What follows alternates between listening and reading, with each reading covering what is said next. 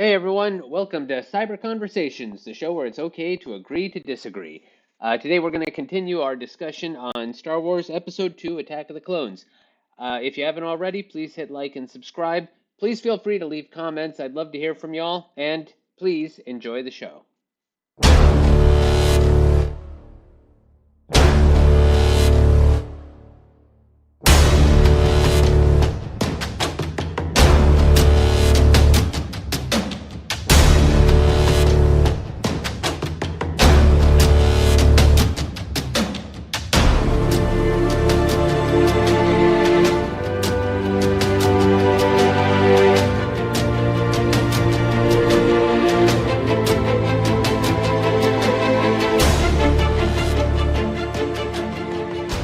No, I'm not saying she should have died. I'm saying that uh, it feels like we're getting these cartoon ridiculous villains again because Yeah, and that's what it is. It is literally a serial Saturday morning cartoon. It just happens to be really realistic looking. And of course, because of a few very meaningful moments in the original trilogy, we expect to sit down and have a religious experience instead of just have a fun movie made for kids. And yeah. and I think that's always where these, nitpickings and arguments end up originating from But I is that kind of we forget it's a Saturday morning cartoon. I kind of don't know if I completely agree that it's for kids. I know George Lucas says that, but how many shows for kids, include the mass murder of tons of people, It's not. the rise of Obviously, a, it's not for kids. It's for the family. It's family entertainment, and I have a family, and I Mhm. can tell you that family entertainment, unfortunately, used to mean kid stuff, which is where the parents sit down because the kids are going to benefit, and they roll their eyes and they endure it. S- No, I Starting with disagree. Shrek, thanks to Shrek in 2001. Since then, family entertainment has evolved. Family entertainment today is literally family entertainment, which means there's music from when the parents were growing up. There's a bunch of adult tongue-in-cheek kind of sexual jokes and innuendos, and No, then there's a bunch of kid stuff. Everybody is entertained by it, and I think that's exactly what Star Wars is. I It's very much a disagree. family piece. Okay, you tell me what you think Star Wars is. No, no, not Star. If The it's Star if Wars it's thing. not kid, if it's not kid entertainment, it's not family entertainment. What is it? No, no, no. I agree with you about the Star Wars thing. It's what your definition of family entertainment is. I think I see. that Shrek is what screwed it up.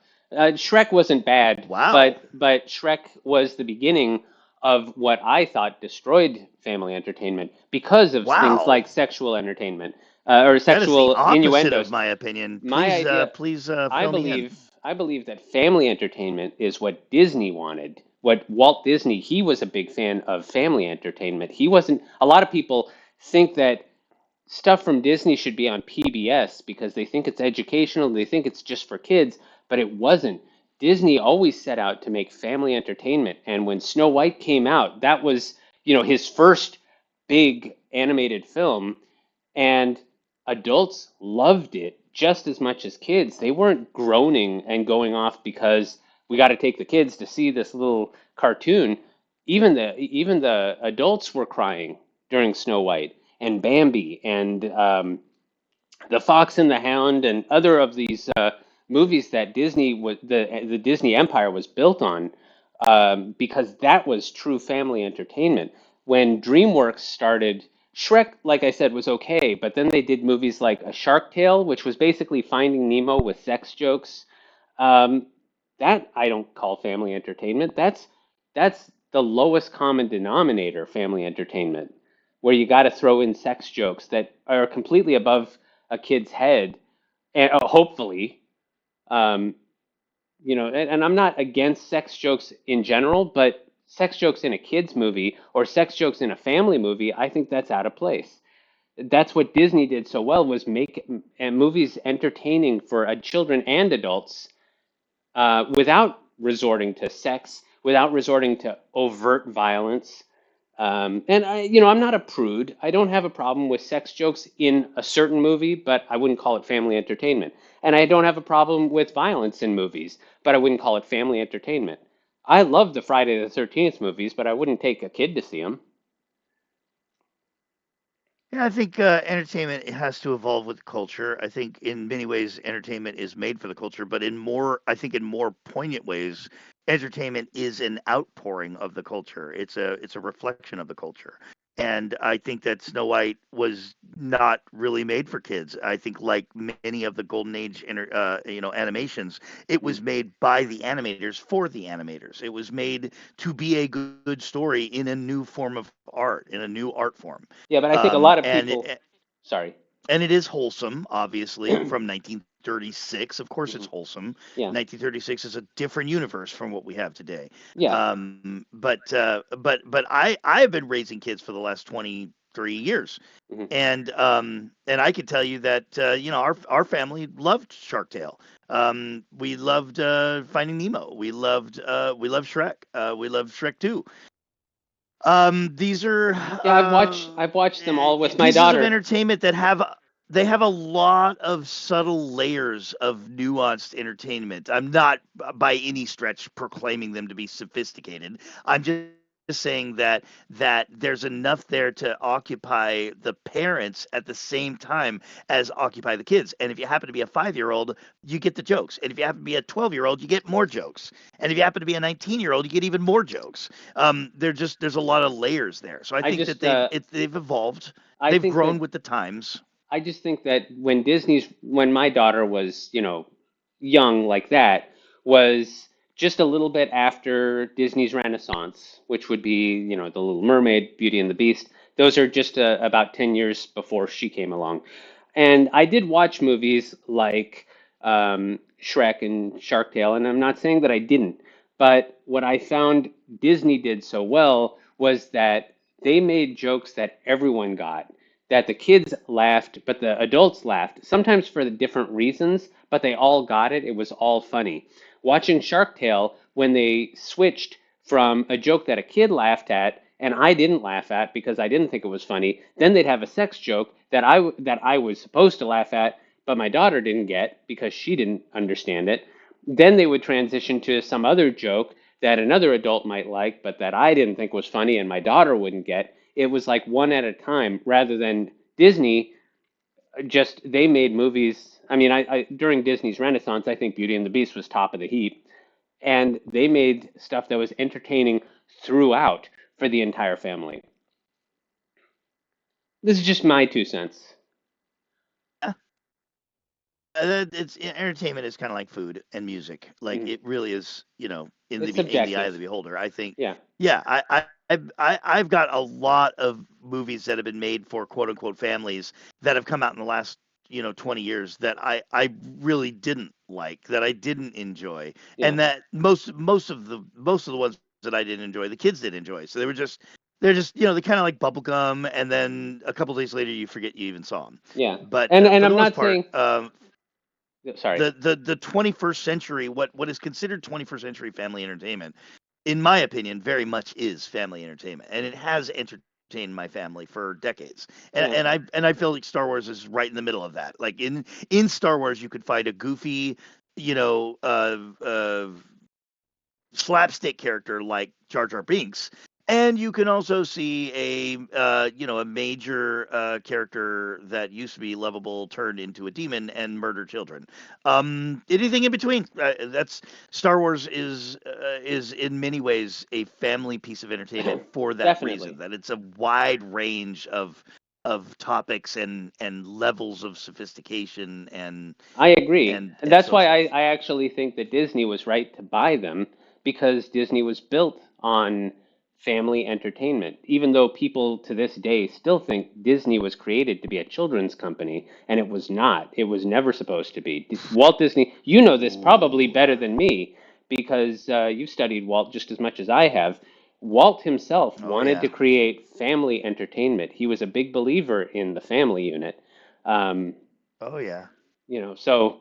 Yeah, that was his whole inspiration for Disneyland is that he everywhere he went, he found things that were oriented toward kids and things that were oriented toward adults, but he couldn't find any place where, the kids and the adults could come and play together and have just as much fun. And Yeah, that was the whole philosophy behind building Disneyland. yeah. What I've been seeing.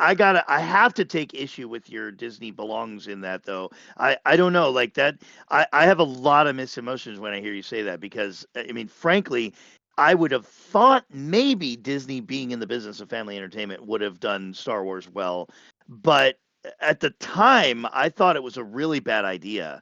And I really, really didn't like going to Disneyland and seeing Mickey Mouse walk around in a Jedi robe. It was weird. It just didn't belong. Disney Disney Family Entertainment is a very different brand from Star Wars Family Entertainment. And as it turns out, and we could save this conversation for later episodes, it really was an acidic mix. Disney was not ready to have Star Wars. They still don't know really what to do with Star Wars. I And To a degree, I the sequel three movies were absolutely unplanned. They had no pattern. They had no preconception of what was going to happen on the plot. I don't know. I as have a much as lot of I mixed emotions. It's like on one hand, I want you to be right. I really do want you to be right. On the other hand, I didn't feel in my gut at the time that it was right, and now that we're 15 years later, I'm looking back going, proof's in the pudding. It wasn't a good match, I actually. I think that they could have done better, and we'll get to that. Like, I don't want people to think Yeah, we're we'll going to get go to that. completely off topic. We will talk about this more when Man, we get to the sequels. if you're gonna go off with the whole Lucas could have done better thing, I hope to God you're gonna go off with the Disney could have Oh yeah, done Disney better thing definitely could have because I done want to better. hear that. Definitely Disney could have done better, and I agree with you. Disney did not have a plan, and they should have. I think they Well, had, that's inarguable. yeah, That's a but matter of public knowledge. yeah, but and so we'll talk about that. But let's wait, because we still got to talk about episode 2 and 3. Yep, yep. So we have Anakin and Padme, and then they go to Naboo. We have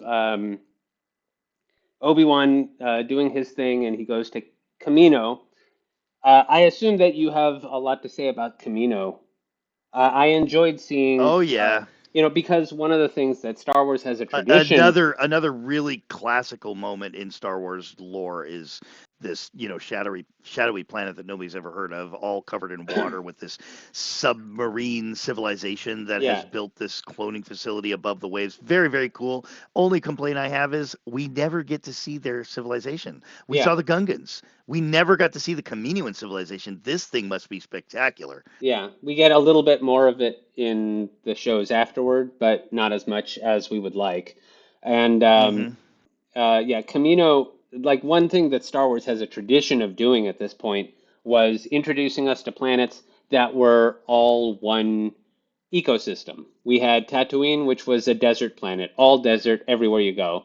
Um, we had Hoth, which was, ice everywhere. There's nothing but ice. So now we have Kamino, which is a water planet, and it seems like there's water and nothing else. And I enjoyed it. I also like the design of the Kaminoans, even though they look so I love the flimsy. design of the Kaminoans. Yeah. Like they look so flimsy that they would like blow over in a stiff wind. And I don't know if I think that's the But they're best character. philosophers, they're Yeah, artists, they're scientists. We never see them in a battle. They yeah. don't seem like they are war, and I think that Well, was they seem to actually move something very deliberate on slow. Lucas's part. Yeah, they seem to Yeah, move very slowly. they're not a warring species, and yet in the Star Wars galaxy, they are responsible for creating a warlike species. And I feel like that was sort of a what's the word, a proxy statement from Lucas that you don't have to be prone to war to cause severe damage. I mean, Einstein and Oppenheimer were not prone to war, and Hmm. yet they still incinerated Nagasaki and Hiroshima Hmm. from a distance. Yeah, And so I feel like that was what Lucas was trying to say through the Comedians, because they're very elegant, they're very graceful, elegant species, and they don't look threatening at all, and yet their genius yeah, was to provide for the Star Wars galaxy an entire army of violence. yep. So we have that. I don't know if there's a whole lot to say. Like we don't need to break down every scene. I enjoyed I could seeing, definitely go into it, but let's keep moving. yeah, I enjoyed seeing that. What was his name? Temp, what was the guy's name who played all of the clones? Tamura. Ah, yeah, the Islander guy. I don't Yeah. remember. He's Well, the point is like a that New all of Zealander. them look the same because they're clones. It was also kind of our first look at what Boba Fett was going to look like under that mask, because we saw him as a kid, but now we knew what he was going to look like under the mask, presumably. Hmm. Um, we did get to see the kid, which I thought was interesting because and it makes sense. I'm not complaining, but it was a choice that I wasn't sure why they would do that, considering how much fans loved Boba Fett. That wasn't really sure why George Lucas would show Boba Fett as a kid. I'm not saying he was wrong to do so. It was something that I didn't expect at the time. Cool But though. I mean, the whole idea that we knew that there were Clone Wars and we didn't understand why they were quote unquote Clone Wars, and then it turns out that they're Clone Wars because they were all clones of one guy, which means there's millions of Boba yeah, yeah, Fett's, yeah, but one of them was a pure recreation of his father. So Jango is Boba Fett. I yeah, mean, in every way that matters, Jango is Boba Fett, and we get to watch Jango die. But then Jango continues to live yep, because he's always been Boba Fett. So we already know this kid is going to end up looking and acting just like his dad. yeah, And so that is our model of Boba Fett right there. And yeah, he's not a Mandalorian, but then there's this whole hidden backstory about why he has the Mandalorian armor and the whole thing that plays out in the book of Boba Fett about yeah, him not being a real Mandalorian and all that. So that's I mean all that was just hidden in that character, and I think that if you are the kind of person that doesn't know Star Wars lore, then you can look at that and go, oh, okay, he's his son. But if you are somebody who knows Star Wars lore, then you could sit there and geek out and smile because you're playing all these other stories in the back of your head. yeah. His name is Tamura Morrison, by the way. Tamora Morrison. Yeah, I remembered Tamora, but I couldn't remember the last name. Um, so I'm trying to keep us moving. And it's pretty cool. It's pretty cool. Like we all everybody loves Boba Fett for some reason. That's a whole Yeah, nother thing. I think that Tamora played a pretty badass looking, like a hardened veteran type, and yeah, so we're gonna get really sick of this guy's face because every single one of these good guy soldiers are all gonna have his face and his accent and his voice. yeah. He sure as heck secured himself a nice acting gig though. Who in Oh the world yeah, gets to play a million different characters? yeah, yeah. And Endlessly needing your services. yeah. But so we got that. It was a fascinating scene seeing Obi-Wan confronting Jango Fett. That was where Any my complaints interest. about the? Hmm. Go ahead. Hmm. Any Oh, complaints about the surface battle in the rain? no, no complaints. I was getting to Oh, that. okay, Um, okay. Yeah, I enjoyed, well, first I enjoyed the tent scene with them in the room. Um, ever make your way to Coruscant, Hmm. and he Yeah, a little basically bit of knows. quiet tension there. Yeah, Hmm. he kind of knows already, and he's just And it's kind of. all very civilized. It's all very sort of on the sleeve, and the Kaminoan is standing there all graceful, not knowing what the hell they're talking about, and Boba's sitting there, kind of like on his father's side, but not really. Kind of like you could tell he doesn't like the cop right off the bat. Yeah, He yeah, doesn't trust Obi-Wan, regardless of whether he even understands he's a Jedi. He automatically doesn't trust him. yeah, So there's just all kinds of tension in that scene. yeah. And Django tells Boba to close the door, I guess, because the armor is there. That would implicate him basically because they His saw armor's him. sitting right there. Yeah. Yeah, Obi-Wan exactly. walked right Really by close. it. But then they But I um don't. I don't think Obi-Wan needed that extra little bit of evidence. I think no, he he knew what was didn't, going on. but that would have been I kind of would have liked to see what would have happened if he had seen it. But in any case, so Probably the same thing. well then he goes so then we get the cool fight scene, and I do like the fight scene in the rain. I like it a hell of a lot more than watching Anakin and Padme frolic around on Naboo in an open field while there's an assassin supposedly after her.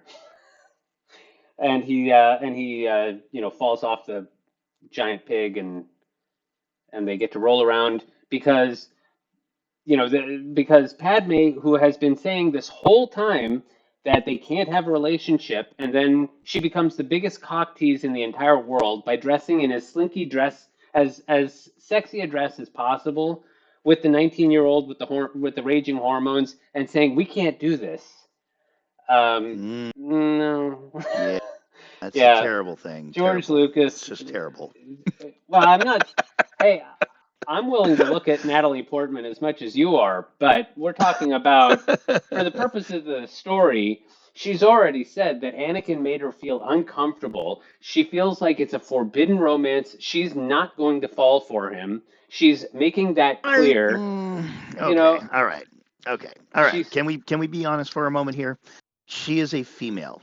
I think from the very beginning we get the idea that she kind of has the hots for Anakin, but she's also got these layers of professionalities on top. She understands that there's just no way this can work out, but she really wants him. I'm not going to make excuses for this. I'm just going to go ahead and say forced romance between the two of them, but it is absolutely pivotal to our story. We yeah, need these two to get together. It's what causes Anakin fall to the dark side, and it's what gives us Luke and Leia. So it's forced, I but agree. I don't think it had to be forced. I think it could have been made a lot more natural. But again, not to reiterate a tired subject, but I just don't think Lucas needed a co-writer, and I Yeah, don't think he really knew how to get these two teens together without it feeling forced. Now, in the yeah, midst of that being forced, I'd like to defend Padme by saying that I'm pretty sure she wasn't just being a cock tease because she didn't know any better, or because it was just eye candy for you and me, but because she really did have the hots for him, and she was sending him all the signals. She was sending him the signals, Josh, when they were on the balcony and he's looking straight at her tits, and then yeah, they kiss. Like, she lets him, she turns to him, she acts like she doesn't want to, she lets him take the initiative, he takes the initiative, she kisses him back, yeah, and then she's like, oh no, we should have done that. Well, yeah. that's not only a mixed signal, that's a really I mean, no offense to the females out there, I'm a married man, I know how the rules work. That's a very female thing for her to do. Like, I'm sending it out there. Would you like it? Would you like it? Here's a little bit of honey. Ooh, we shouldn't have done that. That's a very female thing for Padme to do, and it's endearing. It's natural. And in the midst of all these other forced things, I feel like that was actually not the way she dresses and the way she flirts with him and the way she teases him is actually not that shocking. I I don't think mean, it's I mean, let's shocking face at it. all. We need to reiterate. Palpatine is who set this up. Yeah, Palpatine is like, hey, you need to be protected. Why don't you go home to the most romantic place possible and yeah, take, I don't know, this spare Jedi that has the spare time. He can yeah. go with you. The one He who's set like this whole got the thing hot, up. of course. Yeah, and Yes. yeah, Why don't you guys go on a retreat and get away from everybody? Is there someplace beautiful you can go? You feel comfortable? Sure, go to the other side of Naboo. Maybe you can hide there, quote unquote, in the yeah, most beautiful, idyllic setting possible. yeah, yeah. So I think he wants her, but he knows that it's forbidden. She wants him. She knows it's forbidden. They've both been set into this incredibly idyllic setting by an evil genius who is orchestrating this relationship between them because he knows it's going to destroy Anakin. Yeah, So but still, I'm gonna cut it a little bit of slack and say a lot of that makes sense. yeah, but Palpatine may have been the one to suggest it, but then you think that Yoda, the wise, might kind of think, maybe that's not a good Negative. idea. Negative. I do not, because the Jedi's ability to use the Force has been greatly diminished. There is a swelling tidal wave of dark side force going on in the galaxy that the Jedi are not prepared for, and it is limiting their ability to tell what's going on in a great way that they do not figure out until too late. In my opinion, that's why Palpatine was able to take out Mace Windu and his entourage when they came to arrest him, because he overwhelmed. They took for granted that they would be able to see 1 second ahead of time, and he overwhelmed them because they couldn't, in that moment, in that pivotal moment, they couldn't see ahead 1 second ahead of time, and Yeah, that's what they were used to. but I don't think that Yoda would need to see a second ahead to realize that it was a bad idea to send a 19-year-old Mm, guy okay. with the Yeah. sexy ass Amidala to the most romantic planet in the Outer Rim. Like, don't do that. Sexy ass Amidala. Don't say things like that. It distracts me. Um, um, The believable explanation I'm going to go for is that all the Jedi were impaired and they didn't realize it, including Yoda. They didn't realize how impaired they were because and I feel like this is a story that has yet to be told. The dark side was doing something that even if you watch the entire Star Wars saga, you only get a glimpse of, like, something big was going on there. Palpatine commanded a dark side force about him that was off the charts. Why? Why did the good side of the force grow so far out of balance for so long that the dark side swell was so powerful that it just rolled over everything like a boulder? I don't know, but I think even Mace says it. I believe in Attack of the Clones that it's time to report that the Jedi are not able to use the Force like we used to. Yeah. So whether or not that's a stretch, I'm going to go with that explanation that Yoda didn't figure out what was going on because they were obviously very overwhelmed with their attention on the Clone Wars, Yeah. and also their ability to use the Force was diminished. And Yoda wasn't right there in the middle of all that necessarily. You could see when Palpatine makes that suggestion, there's a shot of Yoda, and he kind of looks sideways out of the corner of his eye, like, I'm not sure this is a good idea. Yeah, But but he he didn't doesn't say stop anything. it. Yeah. No, he didn't So stop it. Yeah. anyway, I do want to keep moving though because we are running out of time. If we want to Okay. keep this to a certain number of episodes, we need to keep Yep. moving. Yep. So Let's limit it to 4. yeah, well, I'm working on it. um, so I guess we have to gloss over it, but we should mention the scene that I don't know how I feel about it, to be honest, and that's Jar Jar giving emergency powers to Palpatine. Um, I don't like. Part of me thinks, yeah, this works because Jar Jar is that stupid. This is the whole point of him in the first movie being shown to be an annoyingly stupid character, so that he can be guilted into giving Palpatine emergency powers. At the same time, he's not a senator. Why is he able to make that motion in the first place? Like he shouldn't be able to. He's an assistant to the senator. He's not a senator. Yeah, well, he's also a representative of the Gungan people, He's a recognized by the Gungan people as an important person.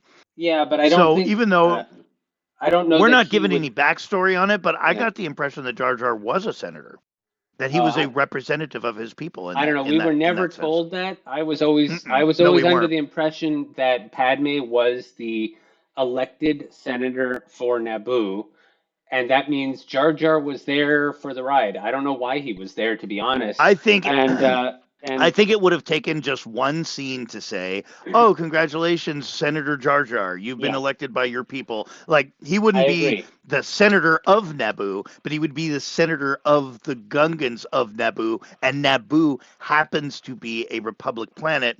And the Gungans and the humans on Naboo have recently, made a pact with each other, and we kind of understand that before that the Gungans had gone into hiding for a long time because they didn't like the Naboo. Yeah, So at this point, after the battle in Phantom Menace, it's assumed, again, mental gymnastics, it's assumed that they got together, and it would be assumed that the Gungans would have a representative. yeah, And with the conversations between Boss Nass and Jar Jar, it's believable that Jar Jar, having been the only Gungan to ever visit Coruscant in the first place, would have been selected as a senator. yeah, When he stands before Palpatine, when he stands before the Senate, if it would just help a little bit if we would have got 10 seconds of dialogue you're saying, right. "Oh, Jar Jar's supposed to be there because he's a senator now." Yeah, you're right. And that's something He's that we like, should have gotten not only because is he a senator, he's also still an idiot. So he's yeah, the perfect person to dupe into giving the chancellor emergency powers. yeah. But so that didn't sit with me because I don't know. We don't recognize why Jar Jar is able to make the motion at all. Um, Yeah. but whatever. We I need guess to. that's one of those another one of those instances where I just, like, I made it up in my mind and I just assumed that it was okay. Moving on, Yeah, big story to tell. So that was like a little detail, and I just felt like maybe we missed a scene there somewhere. there was something. Oh well, so we want to talk a bit about Tatooine because we finally get to go back there. Obviously, Yeah, Um, so he rescues his mother and sort of quote sort of, unquote yeah. rescues her. Well, It's we definitely one do of those dark moments that pushes him toward the dark side. we do get to see something that I don't know. Some people I know have missed it. Is the fact that Anakin was already having nightmares about his mother by the time the movie began, which means that if Obi-Wan had let him go to Tatooine to check on his mother, he would have saved her.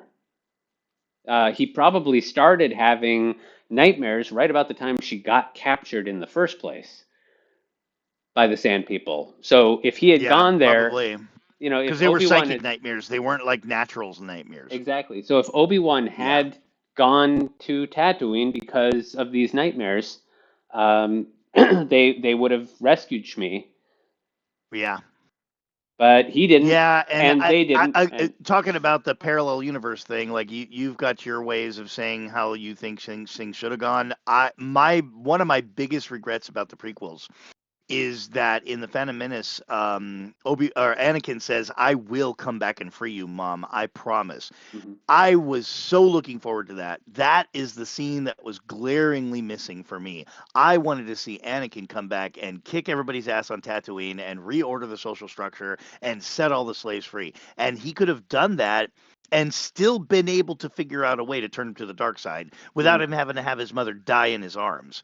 yeah, I understand that we needed this dark moment for him, but I just feel like he made a promise as a kid and he broke that promise, and we never got to see that spectacular freeing of the slaves yeah, that we were teased about in the first movie. That's probably the biggest complaint I have in the whole trilogy. yeah. And while it's a bit gratifying to know that she was freed by the guy who married her. He bought her and Yeah, then he I freed her guess. and then he married her. And I Yeah. don't know if that's a good thing or not because that's kind of, saying it out loud, Yeah, I don't not so know. good. Listen, But in the real life, it's terrible. But yeah, in the world of Tatooine, it's probably the best she could have ever expected. yeah, I try to be gracious in that sense that yeah, in a world where there are no rules and you basically spent your whole life as a slave, if somebody actually, loves you enough to be able to buy you from your slavers and and then then, free you. Yeah, basically give you a free life. He didn't have to free her. He just had to give her a free life. yeah. And so that was a good thing for Mom, but unfortunately, It we would never have got to been see any of nice. that. It would be nice to know that she married him after he freed her, like not as gratitude, but because she was actually in love with him and not, I'll free you Right. if you marry me. Yeah, we weren't there, Yeah, so we didn't get to see exactly how the circumstances went down. But yeah, we assume that because he chased after her and actually like lost his leg in the process, he must have actually loved her. yeah. So, again, it's one of these things that it's kind of there to make us say, oh, good, she wasn't a slave anymore. But at the same time, because we don't get the backstory, we're not so sure that's a good thing or not. But I mean, it's a good thing that she's not a slave, but we're not sure how good a thing it is that she got But the married to bottom the guy. line is, Yeah. even I mean, would she have lived a longer life and died a less brutal death if Watto had kept her under his ownership? Like that's a very good question that I have. Like I don't know if he did her any favor Yeah. because he wasn't a slaver, he wasn't powerful, he wasn't wealthy. He took her, he married her, and he took her out in the middle of the desert where sand people were able to capture her. And then Mm. she died. I mean, let's face it, I hate to say it, but Anakin's mom died a horrific death. Yeah. She was starved to death. She was abused in ways that we don't even get to hear about, and probably thankfully so. Yeah. She was on the verge of death for probably days before Anakin shows up, and then in cruel, cruel twist of fate, she let go of her last breath in Anakin's arms. It would Yeah. have been better for him if he would have found her dead. Yeah. So like so hubby exposed her to a very, very naughty ending. And if Watto had kept her, she probably would have still been alive because at least he had money and influence and power and he was used to having slaves. And, presumably he would have protected her just for the investment, if nothing else. We still don't know enough about Sand People. We've gotten more inklings of them from the Boba Fett show, or not Boba Fett, the Mandalorian. No, no, it was the Book of Boba Fett. It was the first episode of the Book of Boba Fett. So Yeah. we learned a Yeah. little Yeah. bit There about was them, some, yeah, a but we lot still more than didn't learn. we've ever heard before. Yes. But before that, when the movie came out, I was likening Sand People a little bit to the Reapers from Firefly. Reavers. Yeah. I mean, yes, not Reavers. yeah, Yeah. Me Reavers. too. Yeah, Yeah, me too. I always think, they're thought of as like animals, yeah, and they're just, when we see them in the New Hope, they're kind of mindless. yeah, They just and seem like they just just rob and pillage for the sake of robbing and pillaging. and just for the sake of the people who don't know what Reavers are or Firefly, I mean, first of all, go out and watch Firefly. Do yourself a favor. But What are you uh, doing with your life? yeah, Seriously. but aside from that, they do talk about Reavers in the first episode about what Reavers do, and one of the characters played by Gina Torres, her name is Zoe, says if they catch us, they will what was it? They will rape us to Uh, death, yeah, sew our skin into their clothing, and something else, and and eat our flesh. and eat our flesh, something like They that. will And she rape us to said, death, eat our flesh, and sew our skins into their clothing. And if we're and if we're very very lucky, they will lucky, do it they in will that do it in order. that order. Yeah. So Yeah, talk that's about horrible. yeah, it is yeah, and that's Well, the how I thought. Reavers, the Reavers are basically people that were experimented on, and Yeah. they went absolutely crazy in a violent, It rage. gets And so explained. they are starfaring people, but they are barely hanging on to their radioactive junk piles and basically just using them to pirate other ships and steal people and do horrible things with them. So Yeah. they're animals. They're Yeah. animals that happen to walk on two legs. Yeah. So that's how I thought of Sand People. So I have no idea how much of that is true, but that could have been the life that Shmi had for about a month. Um, Yeah. we don't know how bad it was, but we know she Right. died.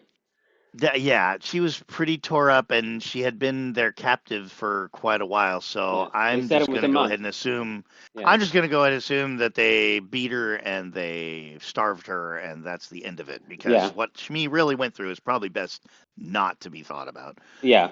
But in any case, the one thing that I was like, I understand the artistic side of it, but at the same time, it was disappointing that we don't get to see Anakin go on a rampage against the Sand People. Because maybe part of it is because I did like Shmi in the first movie.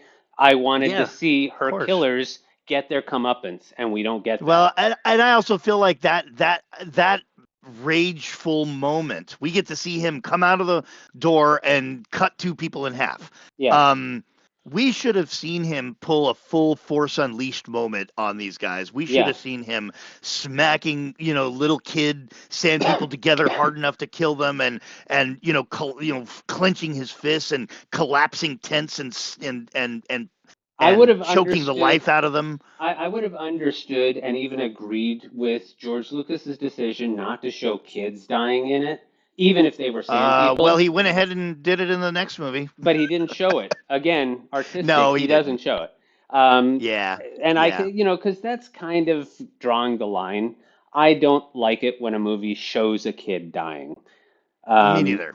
Me neither. But so my point is, like, this is something that was really a big moment for yeah, Anakin's fall it toward the should have dark been side. shown. So to feel the visceralness of it, we needed to see it. We need to be I could have exposed to it. understood what I was going to say is I could have understood if they kept the kids off screen and he just says it, but I would have liked to see him go completely ballistic. It would have been great if that was how the kids died, was if they were in one of those tents and he crushed the tent. So we don't see the Yeah, kids, we don't hear them, yeah, that's but we true. see the tent get crushed. We could see him slicing Yeah. the adults in half at least. It didn't even have to be that long, but longer than one shot considering how pivotal Yeah. this Well, moment because is. later on, when he's having that conversation with Padme in the speeder garage, Yeah, he's talking about how he hates them and his lip is trembling and everything, and it's like yeah, the kid is going through something heavy, and we have to sort of fill in the blanks and presume what he's going through. Whereas yeah. if we were exposed to the visceralness, it should have been visceral enough that we even thought we needed to look away, This is a because yeah, then when he's sitting there collapsed on the floor and his lip is trembling, we're right there with him, experiencing, like, wow, yeah, they deserved it, but holy shit, I'm never going to be the same now, yeah. because it This, it hurt. It hurt. It needed to happen, and I couldn't control myself. But it dug a wound that's never going to heal. yeah, and that's another one of those cases, I hate to say it, where it was tell not show, and I think it should have been show not tell. It Yeah, didn't need to be too in depth, it didn't need to be too yeah, graphic, but they should have shown more. And that's a big gripe of mine. yeah, Um, yeah. It's again, we're trying to repaint the movie, and it's kind of futile. But yeah, at the yeah. same time, I do agree that again, I don't want to be unfair to George Lucas because retrospect is always 2020. Mhm. But I definitely agree just thematically that we needed to see the visceralness of his experience in order to be more sympathetic of his reaction later. Yeah.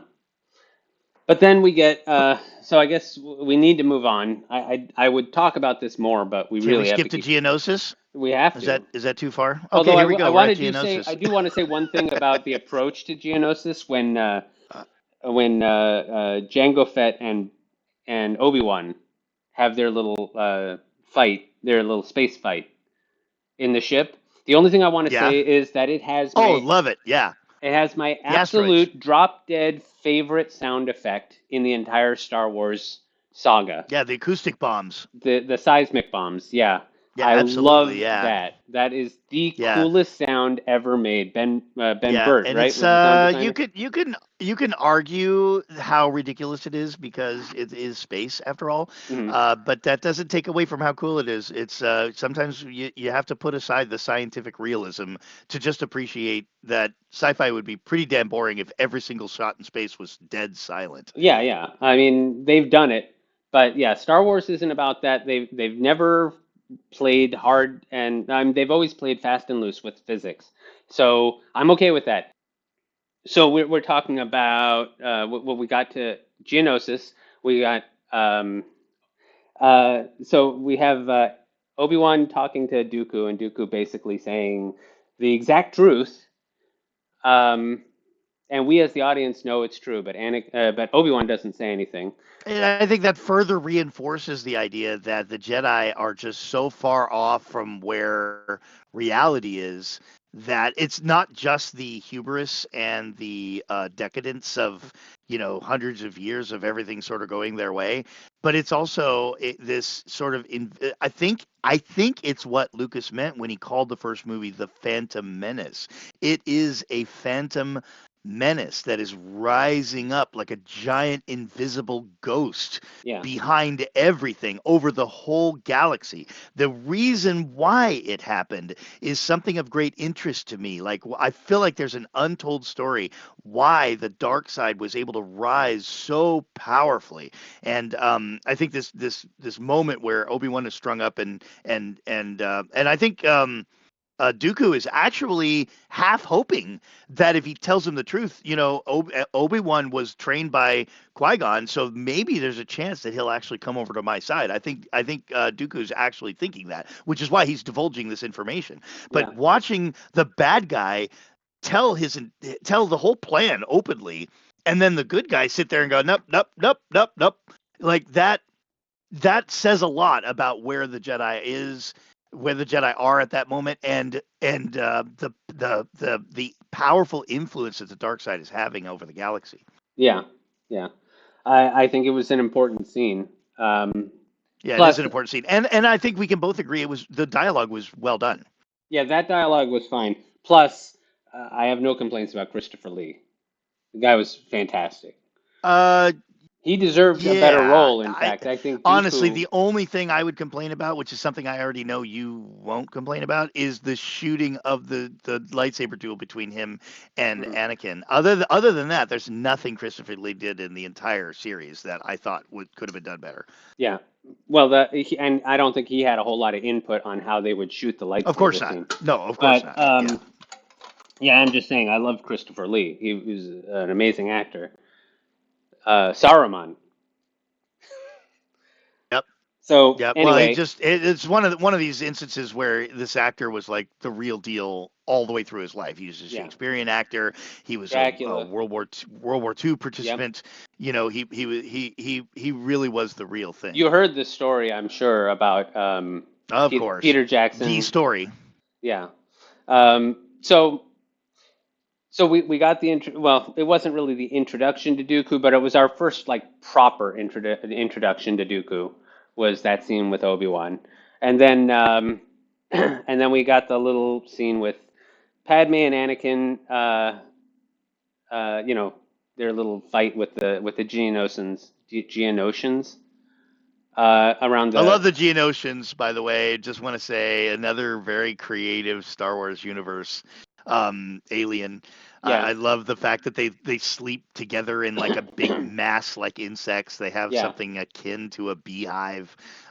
There's a lot to be said about the Geon. Even the way that their world looked like it was just sort of a wasteland because their whole civilization was underneath it. Underground, yeah. And you could see like the evidence of their society with these big termite mounds. Mm. It all feels very earthy and yet is very alien, very Star Warsy. Yeah, the only thing I would say about that is that it reminded me a little bit of Starship Troopers, where they're, fighting bugs. Only in the sense that they are They somewhat are insects. insect-like. Yeah, They yeah, actually had a language. They were yeah, bipedal. They wielded weapons and technology. yeah, yeah. I don't know. The I don't know. The similarity connection to is very, Starship Troopers is pretty loose. yeah, yeah. I'm not saying that it just reminded me of it. Like here we are fighting Okay. insects again, but not Yeah. not in a way that like was like, oh God, here we go again. That's a Um, ripoff. yeah, not saying that at all.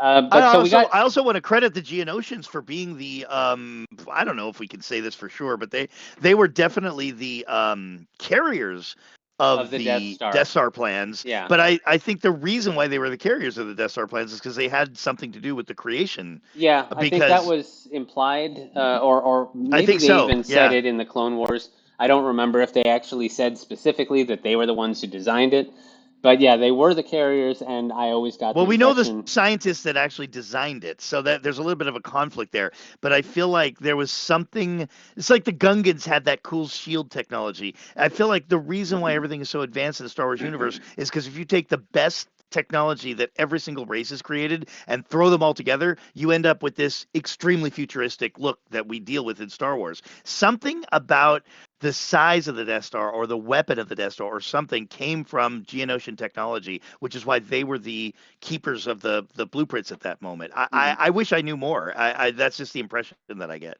Yeah, yeah, I did get the impression that they were at least among the designers. Um, you Yeah, know, right, so right. in any case, then we get the drawn out scene with the monsters, attacking Anakin and Padme and Obi-Wan.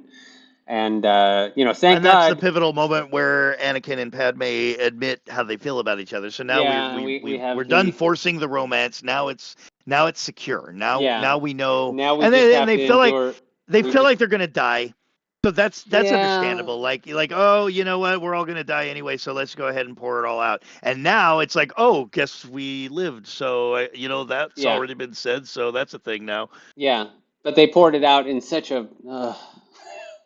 I truly, deeply love you. Like, still, no one talks Uh, like that, but okay. yeah, I don't see a problem But with that then, thank except for the goodness. fact that people don't normally talk like that. Yeah, I don't know. People don't normally talk like that. I mean, come on, dude. Are these even humans? no. These are residents of another galaxy. I don't know how people talk. Well, I mean, the Star again, Wars it's galaxy just is pretty epic. it just makes me want Carrie Fisher even more to have written the story.